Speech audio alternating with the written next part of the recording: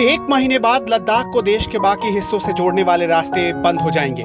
फिर महीनों तक यानी सर्दियां खत्म होने तक इस इलाके में सिर्फ एयर कनेक्टिविटी ही रह जाएगी। ऐसे में सेना को फल और सब्जियां कैसे पहुंचाई जाएंगी, इसका पूरा इंतजाम हो चुका है ताकि हमारी सेना चीन से लड़ सके।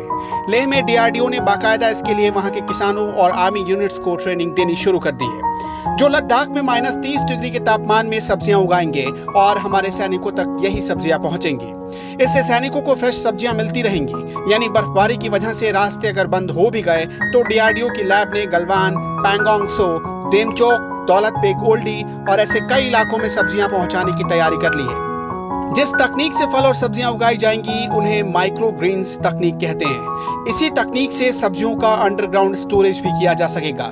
इसमें सर्दियों के लिए 3-4 महीने तक सब्जी स्टोर की जा सकती है और बिना कार्बन एमिशन के। इस स्टोरेज में आलू 6 महीने तक सुरक्षित रह सकता है। ऐसे एक बंकर की कैपेसिटी 20 से 100 टन की हो सकती है। ये तकनीक अपनाया हुआ है और भरोसेमंद है। लेह में पिछले महीने इस तकनीक से किसानों ने 50 टन तरबूज और कई विदेशी सब्जियां उगाई। इस तकनीक को 2016 में पहली बार आजमाया गया। 10 गांव के किसानों को यह तकनीक बताई गई। फिर डीआरडीओ की डिफेंस लैब ने किसानों और फौजियों को ब्रोकली, ऑरिगेनो और लेट्यूस जैसी तमाम सब्जियां उगाने का तरीका सिखाया। लद्दाख में 1962 से पहले सिर्फ 4 सब्जियां उगाई जाती थी, लेकिन आज 25 तरह की सब्जियों की खेती होती है। डीआरडीओ लैब में ऐसी तैयारी हो रही है कि 78 तरह की सब्जियां उगाई जा सके।